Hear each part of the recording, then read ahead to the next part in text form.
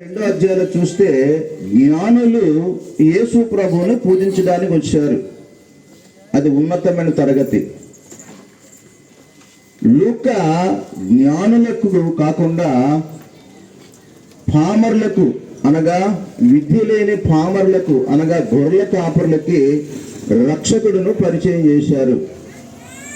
Mark సువార్త నేరుగా యేసుక్రీస్తు ప్రభువారు పరలోక ప్రవేశం కోసము, సువార్త ప్రకటన కోసము, యోహాను మార్గము సరళము చేయటకు మార్కు సువార్త పరిచయం చేశాడు మార్కు. ఇక యోహాను సువార్త యేసుక్రీస్తు ప్రభువారు దైవత్వాన్ని, యేసు అంటే మానవుడు కాదు, యేసు అంటే ఆయన సృష్టికర్త. ఆ సృష్టికర్త మానవుని ఉద్ధరించడానికి, మానవులను రక్షించడానికి మనుషు కుమారుడుగా ఈ లోకానికి అవతరించి ఉన్నాడు. యోహాను గారు యేసుక్రీస్తు ప్రభుని ఏ విధంగా పరిచయం చేశారంటే, అక్కడ యోహాను సువార్త 1వ అధ్యాయము 1వ వచనాన్ని మనం చూసుకుంటే, ఆది యందు వాక్యం ఉండెను, వాక్యము దేవుని యొద్ద ఉండెను, వాక్యమే దేవుడై ఉండెను, వాక్యమే దేవుడై ఉండెను. వాక్యము అనగా శబ్దము. వాక్యం అనగా ఇంగ్లీష్లో వర్డ్ అంటారు, తెలుగులో వాక్యం అంటారు, సంస్కృతిలోని శబ్దము. ఆది యందు శబ్దము ఉండెను, శబ్దము దేవుని యొద్ద ఉండెను, ఆ శబ్దమే దేవుడై ఉండెను. ఈ యొక్క దేవుడైన యేసుక్రీస్తు ప్రభువారు ఈ లోకానికి ఏ రీతిగా వచ్చాడంటే, ఆ 14వ వచనాన్ని మనం చూస్తే, ఆ వాక్యమే శరీరధారిగా కృపాసత్య సంపూర్ణుడుగా మన మధ్య నివసించడానికి ఆ వాక్యమే శరీరధారిగా ఈ లోకానికి ఆయన వచ్చి ఉన్నాడు. ఒక దేవుడు మానవుడిగా రావాల్సిన అవసరత ఏంటి అని మనలో కొన్ని ప్రశ్నలు వేసుకోవచ్చు. యేసుక్రీస్తు ప్రభు గురించి చాలా మంది చులకనగా మాట్లాడవచ్చు, తక్కువగా ఆలోచించవచ్చు, పొరపాటుగా మాట్లాడవచ్చు. ఏంటంటే యేసు ప్రభు అంటే ఒక విదేశీ దేవుడని, అమెరికా దేవుడని, ఇంగ్లీష్ దేవుడని, తక్కువ జాతి దేవుడని. ఈ యేసుని నమ్మిన వారందరూ కూడా మతాలు మార్చేవారని, ఈ విధంగా అవగాహన లేని వారు అపోహతో అపార్థం చేసుకొని తప్పుడుగా ఆలోచన చేసేవారు చాలామంది ప్రపంచంలో ఉన్నారు. అలాంటి వాళ్ళు ఒకప్పుడు నేను ఒకనే. యేసుక్రీస్తు ప్రభువారు సృష్టికర్త అయిన దేవుడు, సృష్టికర్త అయిన దేవుడు. అక్కడ కొలస్సీ పత్రిక 1వ అధ్యాయము 16-17 వచనాలను మనం చూసినట్లయితే, ఆకాశమందు ఉన్నవన్నీ, భూమి మీద ఉన్నవి, దృశ్యమైనవి కానీ అదృశ్యమైనవి కానీ, అవి సింహాసనములైనను ప్రధానులైనను సర్వమును ఆయన యందే సృజింపబడును. ఆయన అనగా ఎవరు? యేసుక్రీస్తు ప్రభువారు. ఆయన అనగా యేసుక్రీస్తు ప్రభువారు. ఎందుకంటే ఆ 10వ వచనంలో మనం చూసినట్లయితే, యోహాను సువార్త 1వ అధ్యాయము 10వ వచనంలో చూస్తే ఏంటమ్మా, ఆయన లోకములో ఉండగా లోకము ఆయన మూలముగా కలిగెను. యేసు ప్రభు అంట ఈ లోకంలో ఉన్నాడు, ఈ లోకంలో ఉన్నాడు. అయితే ఈ లోకము ఆయన ద్వారా కలిగింది, ఈ లోకము ఆయన ద్వారా కలిగింది అనగా ఆయన సృష్టికర్త, ఆయన సృష్టికర్త. చదువు ఇంకా, గాని లోకము ఆయనను తెలుసుకొనలేదు. ఆయన లోకంలో ఉన్నాడు, ఈ లోకము ఆయన మూలంగా కలిగింది, కానీ ఈ లోకము ఆయనను తెలుసుకోవట్లేదు. ఈ లోకము ఆయన తెలుసుకోవట్లేదు. ఎంత విచిత్రకరమైన విషయమో. ఎందుకంటే ఎందుకు తెలుసుకోలేదు అని ఆలోచన చేస్తే మనిషికి అవగాహన, ఆలోచన తక్కువైపోయి దేవుని పట్ల సరైన అవగాహన లేకపోవడం వల్ల దేవుడంటే ఏ విధంగా ఉండాలి, దేవుడంటే ఎలా ఉండాలి, దేవునికి ఉండవలసిన లక్షణాలు ఏంటి, దేవునికి ఉండవలసిన క్వాలిఫికేషన్స్ ఏంటి అనే విషయాన్ని మనకి చాలా మటుకు తెలియక ఎవరిని పడితే వారిని దేవుడు అనుకున్న వారు చాలా మంది ఉన్నారు. కాబట్టి ఈ సృష్టి ఈ విశ్వంతో పోల్చుకుంటే చాలా చిన్నది. ఈ చిన్న విశ్వంలోని చాలా తక్కువ భూమి ఉంది. దేవుడు వాక్యం సెలవిస్తుంది. అక్కడ అపోస్తుల కార్యం 14వ అధ్యాయం 15వ వచనంలో చూస్తే 14-15 వచనాల్లోనే అయ్యలారా, ఆ అపోస్తులైన పౌలు ఒక భక్తుడు ఆ ప్రజలను ఉద్దేశించి ఈ రీతిగా మాట్లాడుతున్నాడు. అయ్యలారా, మీరెందుకు ఇలాగా చేయుచున్నారు? మేము కూడా మీ స్వభావం వంటి మనుషులమే.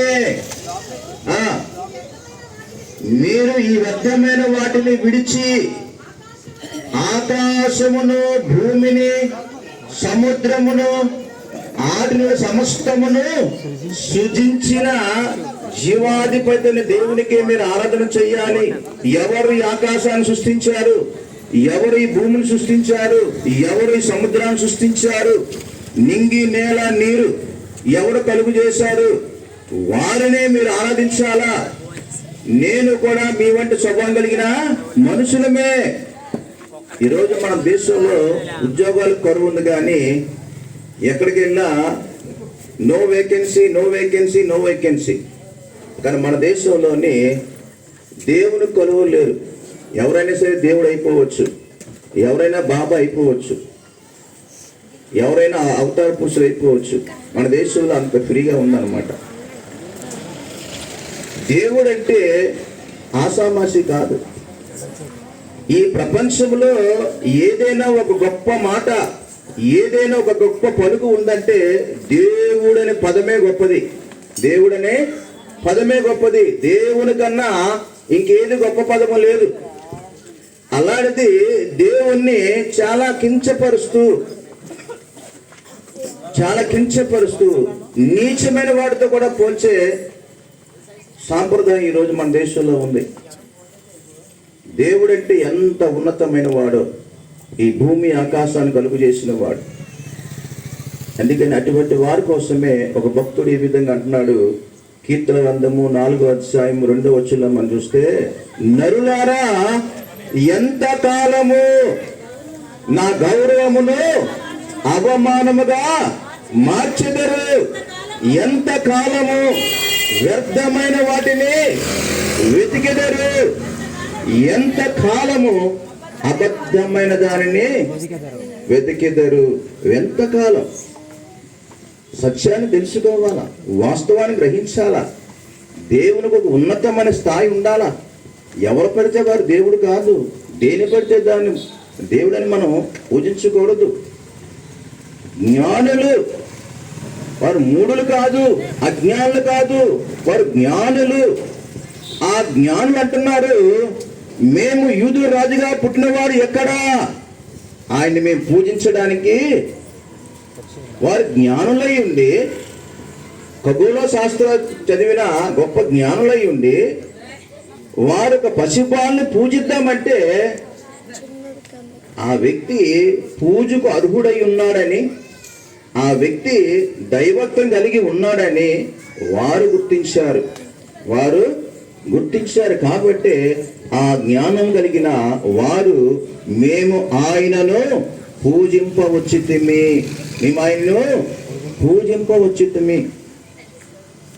మనం పూజించడానికి ఆ వ్యక్తికి అర్హత ఉండాలి.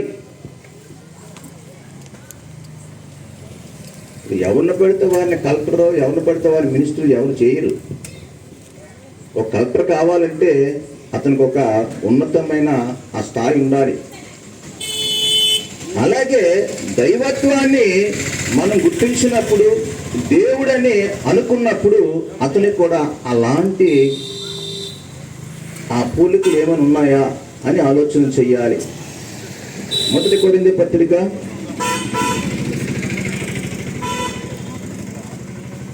8:6.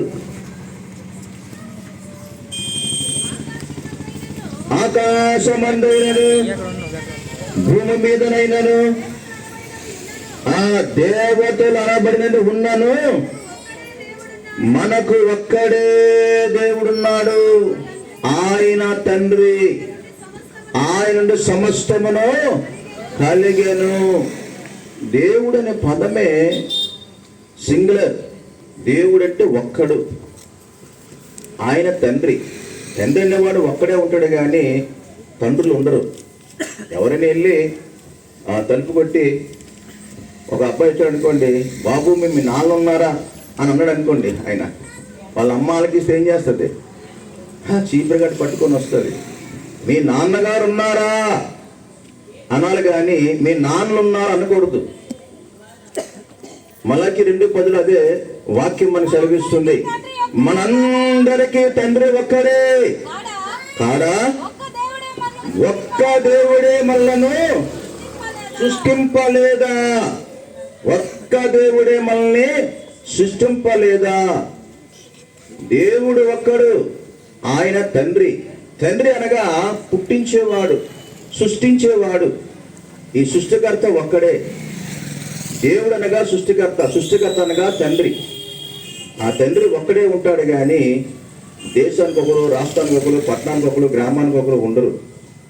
కాబట్టి ఈ క్రిస్మస్ అనగా యేసు క్రీస్తు ప్రభువారు పాపముతోనూ శాపముతోనూ పట్టబడిన మానవ జాతిని ఉద్ధరించడానికి పరిశుద్ధుడిగా ఈ లోకానికి, పాపరహితుడిగా ఈ లోకానికి వచ్చి మానవ జాతిని రక్షించడానికే ఈ లోకానికి వచ్చాడు. ఎందుకంటే మానవులందరూ కూడా పాపములో పట్టబడి ఉన్నారు. పాప భారము చేత వారు ఈ లోకములో సంచరిస్తున్నారు. రోమా 3:23 మనం చూసినట్లయితే, ఏ భేదము లేదు, అందరూ పాపము చేసి దేవుడు అనుగ్రహించే మహిమను పొందలేకపోవచ్చున్నారు. పాపానికి భేదము లేదు. భాషలు వేరు కావచ్చు, మనుషులు వేరు కావచ్చు, మీ ఊర్లు వేరు కావచ్చు, మీ రాష్ట్రాలు వేరు కావచ్చు, మీ దేశాలు వేరు కావచ్చు. మీరు నలిపోయి ఉండొచ్చు, తెలిపోయి ఉండొచ్చు, మీరు పొట్టు ఉండొచ్చు, పొడవు ఉండొచ్చు, ఆడ కావచ్చు, మగ కావచ్చు. ఇందులో భేదాలు ఉంటాయి కానీ పాపములో భేదము లేదు. ఏ భేదము లేదు. అందరూ పాపము చేసి దేవుడు అనుగ్రహించిన మహిమను పొందలేకపోతున్నారు. ఎందుకు పొందలేకపోతున్నారంటే వారిలో పాపం ఉన్నది కాబట్టి. ఆ దేవుని మహిమ వారు పొందాలంటే వారిలోంచి పాపం పోవాలి. వారిలోంచి పాపం పోవాలంటే పాపరహితుడు ఈ లోకానికి రావాలి. పుట్టిన ప్రతి వారు కూడా పాపంలో ఉన్నవారే. కీర్తన గ్రంథం 51:4 మనం చూస్తే 5వ వచనం దాకానా అక్కడ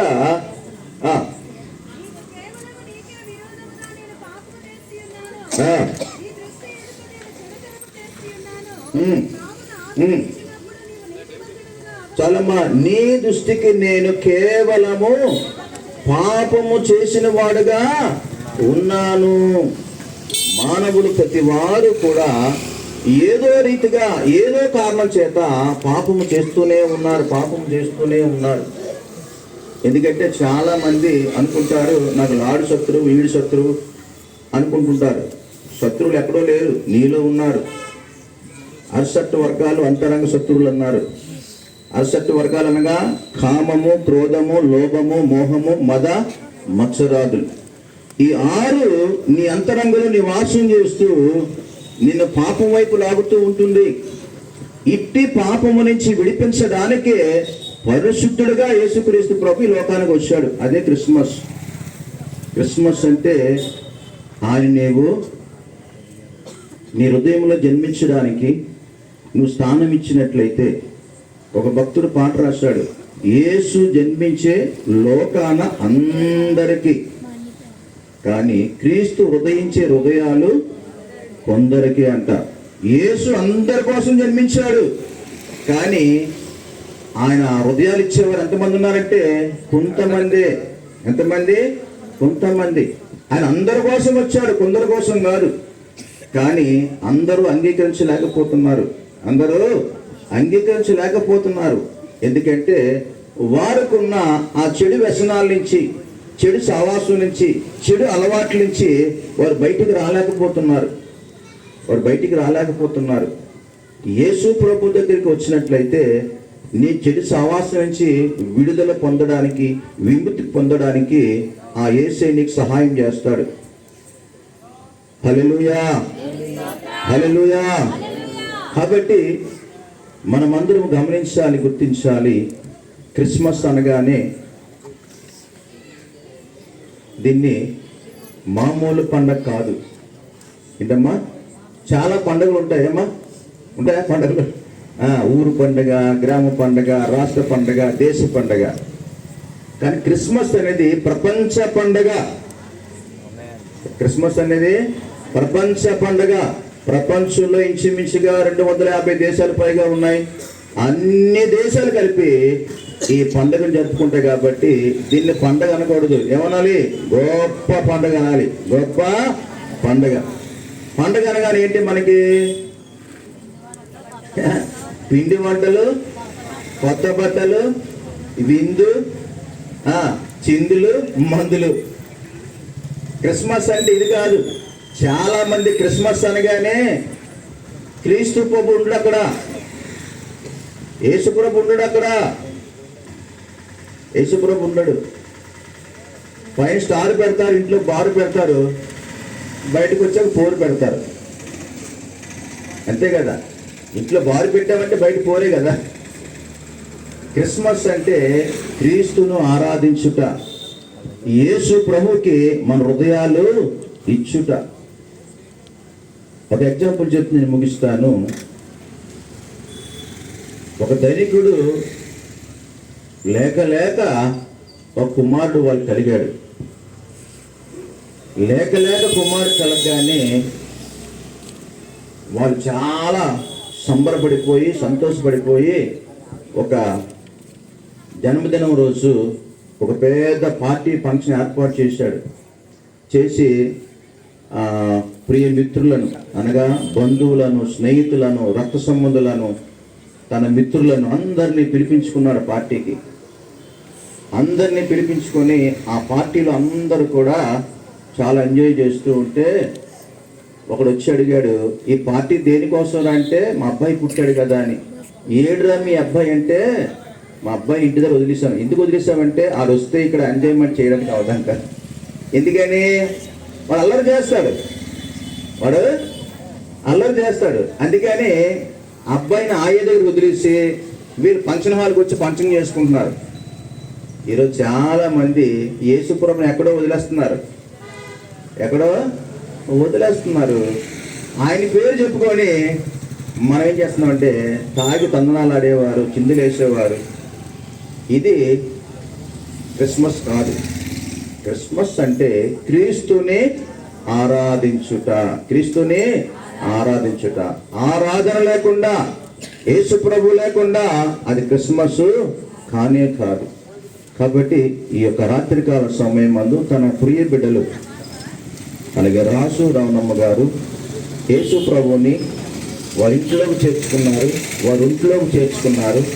ఆ శుభవార్తను అందరికీ చాటి చెప్పడానికి ఈ చక్కని ఈ క్రిస్మస్ ఆరాధనని ఏర్పాటు చేసి ఉన్నారు. కాబట్టి ఈ క్రిస్మస్ సంతోషము, సమాధానము, రక్షణ, మారు మనసు, ఆశీర్వాదము వారికిని, వారి కుటుంబానికి, కూడి వచ్చిన అందరికీ ఆ దేవాదేవుడు కలుగు చేయునుగాక. ఆమేన్. అందరూ తల్ల ఉంచుకున్నట్లే చిన్న ప్రార్థన చేసుకుందాం. అనంతరం కేక్ కట్టింగ్, క్యారెట్స్ ఉన్నాయి.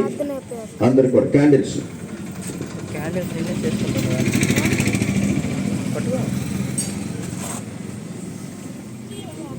హల్లెలూయా. మహోన్నతుడా, పరిశుద్ధుడా యేసయ్యా, మీ పరిశుద్ధ పాదములకు వందనాలు, స్తోత్రాలు. ఇగో ప్రభా మానవాళి రక్షణ కొరకు మనసు కుమారునిగా ఈ లోకానికి వచ్చిన దేవుడా మీకే వందనాలు స్తుతులు స్తోత్రాలు చెల్లించుకుంటున్నామయ్యా. దేవా ఇదిగో ప్రభా దేవా నానిగో తండ్రి రక్షణ నానిగో తండ్రి లేని వారికి రక్షణ దయచేసడానికి నాయన ఈ భూలోకానికి వచ్చిన దేవుడు తండ్రి నాయన దేవా మీకు వందనాలుగో తండ్రి కుటుంబానిగో ప్రభా రాజు కుటుంబాన్ని మీ చేతికి అప్పగిస్తున్నాను. కుటుంబంలోని బిడ్డలు జ్ఞాపకం చేసుకోండి. ఆ డేవిడ్ నాయన చేసిన మేలుకే మీకు వందనాలు. నీ కుమారుడు ప్రభా నాయన పరిపూర్ణంగా స్వస్థపరిచినందుకు మీకు వందనాలు స్తోత్రాలు. దేవా మీకే స్తుతులయ్యా దేవాయి గారు అవనమ్మ కూడా జ్ఞాపకం చేసుకోండి. నీ కుమార్తెకి నీ కుమారుడికి ఆరోగ్యాలు దయచేయండి, సహాయం చేయండి. వాళ్ళ పనిపాట్లలో వాళ్ళ ప్రయాణాల్లో నాయన మీరే తోడుగా నేడుగా ఉండి నడిపించండి. దేవాగతని మీ రక్షణ గురించి సునాదం ప్రభా ఇగోతన్ని నాని ఈ వీధంతా సారి చెప్పడానికి ఇచ్చిన అవకాశాన్ని పెట్టి మీకు వందనాలు స్తోత్రాలు చెల్లించుకుంటూ పూర్వసిన ప్రతి బిడ్డని దీవించండి, కుటుంబస్తులు దీవించి ఆశీర్వదించమని యేసు పరిశుద్ధ నామంలో ప్రార్థించి వేడుకుంటున్నాము పరమ తండ్రి. ఆమేన్.